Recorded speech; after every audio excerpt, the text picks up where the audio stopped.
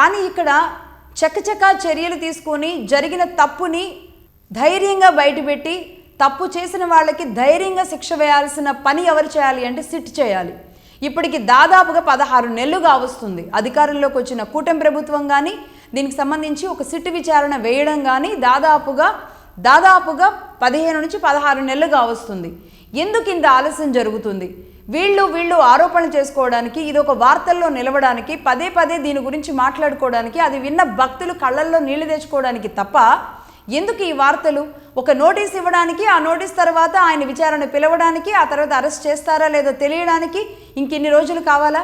నిజంగా సుబ్బారెడ్డి గారు తప్పు చేస్తే కనుక దానికి సంబంధించిన ప్రూఫ్స్ అన్ని ఇమ్మీడియట్లీ తెప్పించుకునే టీం కానీ, ఆ సపోర్ట్ సిస్టమ్ కానీ కూటమి ప్రభుత్వం దగ్గర ఎందుకు లేదు అన్న ప్రశ్న ఖచ్చితంగా ప్రతి ఒక్క భక్తుడు ఈరోజు ప్రశ్నిస్తున్నారు.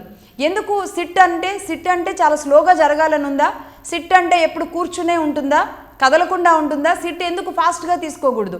ప్రతి దానిని ఇలా ఆలస్యం చేసుకుంటూ పోతే ప్రజలకి ఎలా దీని మీద నమ్మకం ఉంటుంది? అప్పటికప్పుడే ఎక్కడి నుంచి, బెంగళూరు నుంచి నందిని డైరీ నుంచి తీసుకొచ్చారా, లేదా ఎక్కడి నుంచి తీసుకొచ్చారు, అందులో జరిగింది ఏంటి, వాస్తవాలు ఏంటి, ఇమ్మీడియట్లీ మనం చెక్ చేయించుకునే, పరీక్షించే, లేదంటే వీళ్ళని తీసుకెళ్ళి లోపల పెట్టేసి వాళ్ళందరినీ ఏం చేస్తారో తెలియదు నిజాలు బయటికి కక్కించి ఈ తప్పు ఇంకొకళ్ళు చేయకుండా మళ్ళొక్కసారి ఎవరు అధికారంలోకి వచ్చినా స్వామివారి విషయంలో ఇలాంటి పిచ్చ పనులు చేయకుండా ఒక చర్యలు తీసుకునే ధైర్యం ఎందుకు ఈరోజు కూటమి ప్రభుత్వం చేయలేకపోతుంది అనేది ఇక్కడ రాజకీయాలు కాదు, లేదంటే ఎవరినో నిందించడం ఉద్దేశం కాదు.